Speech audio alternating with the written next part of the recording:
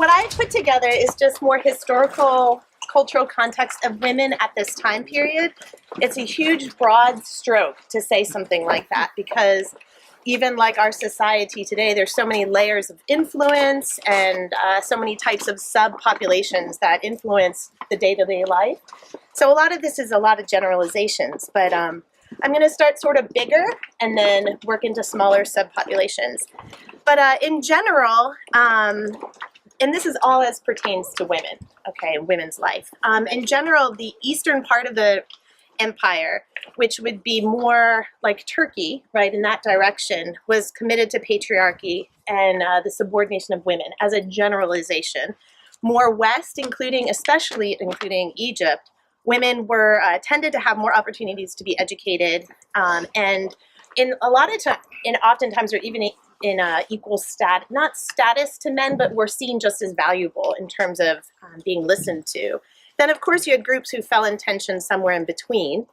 So the women in the Mediterranean, there's a lot of different subpopulations. We're going to first talk about family honor, which, of course, women have a huge influence. But family honor as a general value in the Mediterranean was huge. The family name and honor was more important than the individual. Conversely, in America, I would say the individual probably has more honor, right, than our family name. But that was very different back then. Men were expected to defend the family in face of public challenges and threats, and women were expected to embody family by their modest and chaste behavior.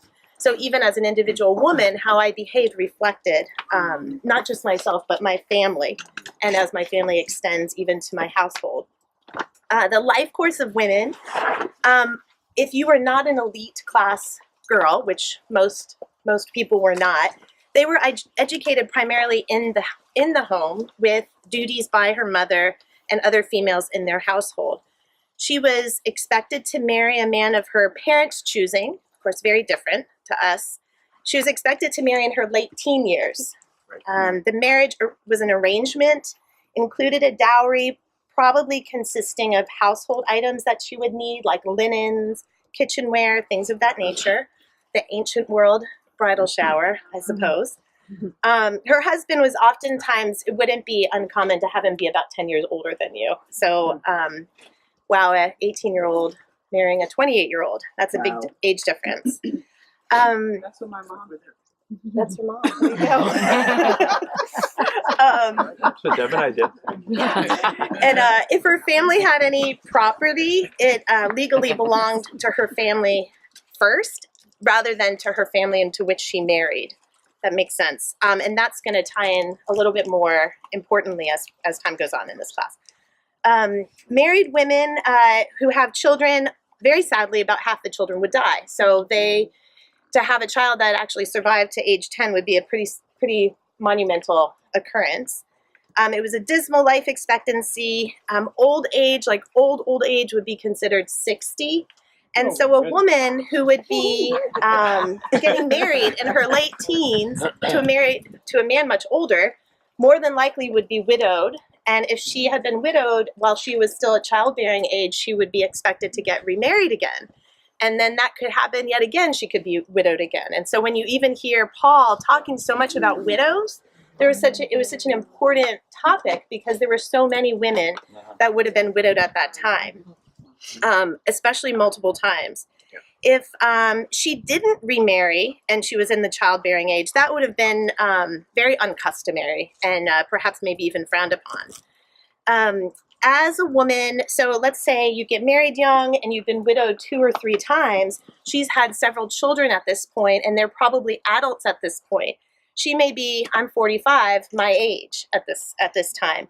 This woman would be the one that Paul would talk a lot about as in terms of the older women, and she would command the most respect from her family and also possess the most social power within her life course. She's experienced so much of life, which makes sense. But that, with that in mind, considering even that the early assembly of disciples was so much in the home, right? They met in house church, they met in their home.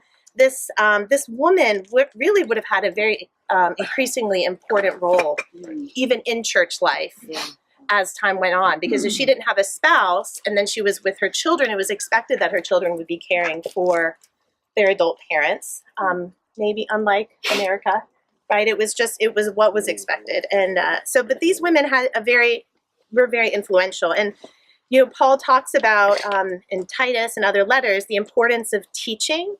And I'm going to butcher the Greek word, but it's kalodisaskalio. And it's actually one word that means a teacher of what is excellent. And these women were teachers of what was excellent. And so that was a coined term. And, in Titus, you note that the younger women were expected to be addressed, not specifically by Titus or the men, but by these older women. This kind of gender and age structure with which older women are responsible for younger women was common in many cultures, but was very, very prevalent. This constant idea of a community very tied in was very prevalent. Older women often acted as surrogate mothers or patrons to younger women. There is a 2nd century Christian story of a woman named Thecla, and she's supported emotionally and financially by a surrogate mother. So not her own mother, because perhaps her own mother had died at that point. But as this woman faced martyrdom, the older woman very much acted as a mother on her behalf. Perhaps Tabitha's good works and acts of mercy may have been part of her role as a patron to younger women when people would speak of her. And especially if a woman had wealth, she would have even greater influence. There is a 1st century memorial inscription. It's called In Praise of Turia. A man recalls how his wife served as a mother to her female kin, her perhaps orphaned nieces and nephews, taking them into her home, providing them with dowries for good marriages. And so even in just ancient writings, you see this type of thing exemplified. And, Paul talks about this, why older women are to teach younger women these things. And he says, so that the word of God would not be criticized or maligned, that the values and influence that they have was one of the ways to protect even God's word and the gospel message. Family ties. So I had mentioned this a little bit beforehand, but in ancient Roman society, filial piety is the word, but it was a prime cultural value. Adult children always cared for their parents. It wouldn't, we would not, even a nursing home would be unthinkable, of course. That neglect of a parent was seen as scandalous, and even an unbeliever would never do such a thing. Paul addresses these types of things. So Paul is very adamant about what's deemed proper, very, very specifically in the different letters, and that what's proper should govern the behavior of the community. He addresses specifically the problems that would lead to divisiveness or problematic teaching or just the reputation of the community at large. And then in this world, the Hellenistic time is from Alexander the Great, which is 3rd century BC, 300 and so. So once he died, this Hellenistic time period of great Greek influence permeated all of where we're standing. And even though then it became the Roman Empire, the Hellenistic influence was still strong, and a lot of that influenced the politics, government, organizational structures, and that type of thing. We even see university structures that we have today. And the Greek people, as a general thing, for the women in particular, their sphere was very much at home. And so it's interesting even that, the acra that we're standing in, that she was mentioning even it would be more the men here, because the women wouldn't be seen out and about. They would be very much at home, taking care of things at home. The focus with Greek women was to protect the reputation of young women and the legitimacy of their children. So if a woman was seen out and about, she could be seen as, maybe a scandalous type woman. And so very much they were stuck to home. There's a Jewish rabbi, Ben Sirach, that many of you may have heard about, but he speaks of just his own mentality of women at that time, which there is one writing that says having a girl is a disgrace. To have a daughter. Of course, we have 3 daughters in our family. I'm like, that's just unthinkable today. But the women were seen as evil temptresses and the cause of sin in the world. There was just a very kind of a negative mindset on women, that daughters were a colossal disaster to families, women were not necessarily looked on favorably in a Greek culture, which is, again, where it's so incredible, where Paul in Acts it states that he converted a number of prominent Greek women. So somehow he was able to reach their hearts and the desires deep in their hearts for, of course, that freedom in life that we want as humans. But somehow he was able to influence these women that would otherwise have been, not thought of highly, of course, at all. So then you have a more specific area, this Macedonian region, which is where we are, northern Greece. Philippi and Thessaloniki are located here. And Macedonian women typically enjoyed greater freedom and power than many of the other women at this time, more so than your typical Greek woman, which is what I mentioned at first. And this is where Lydia enters the scene, right? And I know that Deb's going to do a great lesson on Lydia. But she, it could be that's a situation that Lydia encountered is when women were married at this time, they could have a choice of this situation called sine manu, which is without her husband's control. So if I came from money and I got married, the arrangement could be that the money is still tied. I'm still tied to my family's money.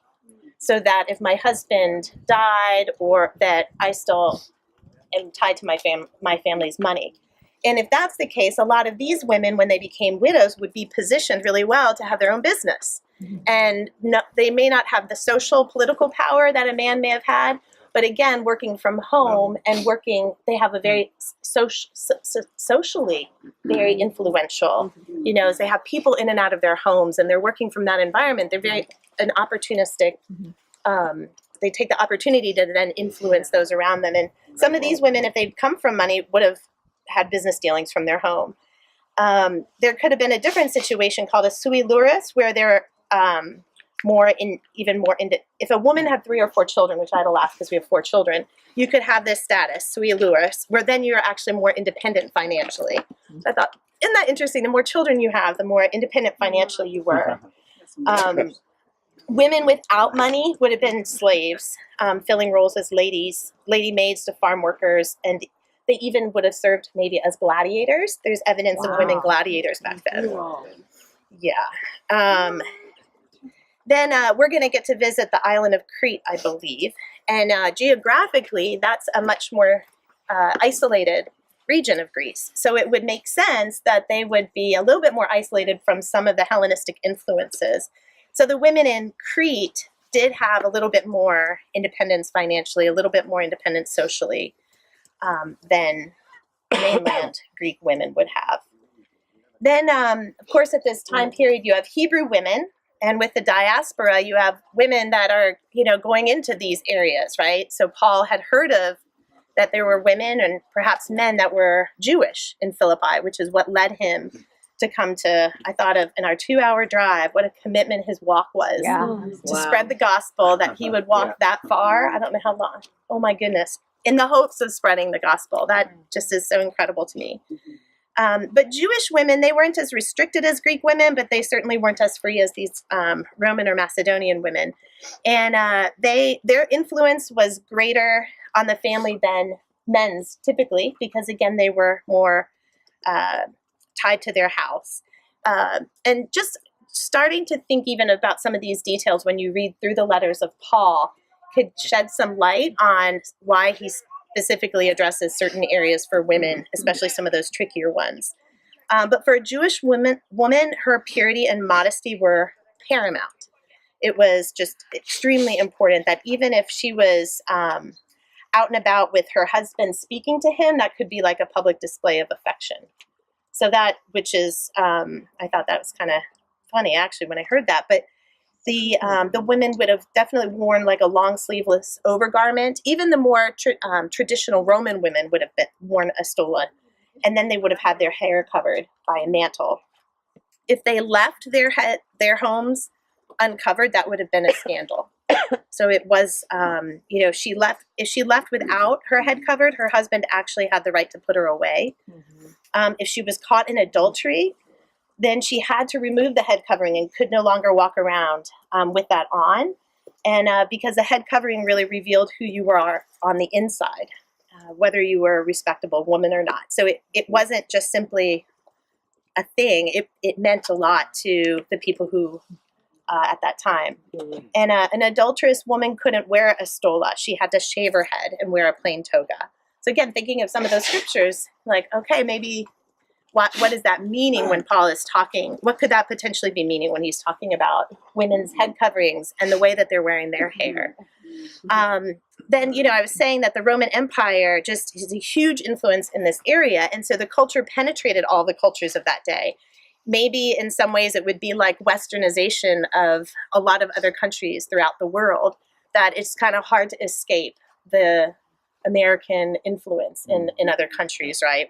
We just drove here and saw a Lidl on the way here, and you see a Hardee's, and it's just hard to escape. I think back then it would have been very similar, this Roman influence. It just permeated so many things. And women, at that time, the Roman women were beginning to see a little bit more, got a little bit more liberty and a higher status. They may have held some civic offices, served as priestesses. They certainly had traditional roles like wives, mothers, traditional roles like prostitutes, midwives, and wet nurses. Those were traditional roles. But they also had new roles as physicians and musicians, artists and poets, and those things were, of course, unheard of prior to that. There's this huge movement, that's the way I think about it, called the new woman, or the Roman woman. And perhaps she was the pendulum swing from the Greek Hellenistic view of women. I'm not exactly sure. I'm sure other people know that better. But she is kind of like this woman I describe it, this woman of this independent attitude. Like, I'm not going to live like that under a patriarchal society. I'm going to do my own thing. And she pursued her own pleasure, her own social life, often at the expense of her own family and household. And, she would not want to spoil her figure during pregnancy. And so to be pregnant, she wouldn't want to do that, that was one of the ways, of course, to pass on family. And when you're thinking of the whole bigger picture, that family is more important than individual, this woman, by making a statement like that, is doing the absolute opposite and trying to just focus on herself instead of the bigger picture of her family life. Even just the thought of nursing her own child was just despised, so she would employ somebody else to nurse her child. Just the whole, and then, she would tend to dress very extravagantly with gold and pearls and extravagant hairstyles. She would not, if she were married, would not wear the prototypical marriage veil. And that really would send a strong message. Like, I am this new woman ideal. I am not going to live the same way that this patriarchal society had impressed on me. And so again, thinking of some of the things that Paul addresses to the women in the churches, and the why would he address some of these things, could be that they didn't want to be perceived incorrectly as women who were taking a stance against family, against community, against one another.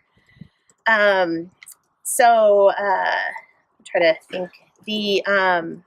There is this papyrus fragment that was found AD 246 and 246. There is in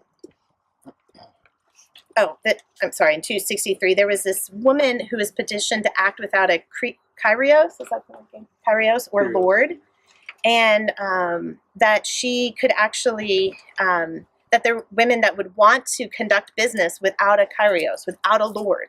They just didn't want anybody heading over them. And so again, when Paul's addressing things about lord in your life, there's a subpopulation of women that concept was against what they were trying to live for as this new woman.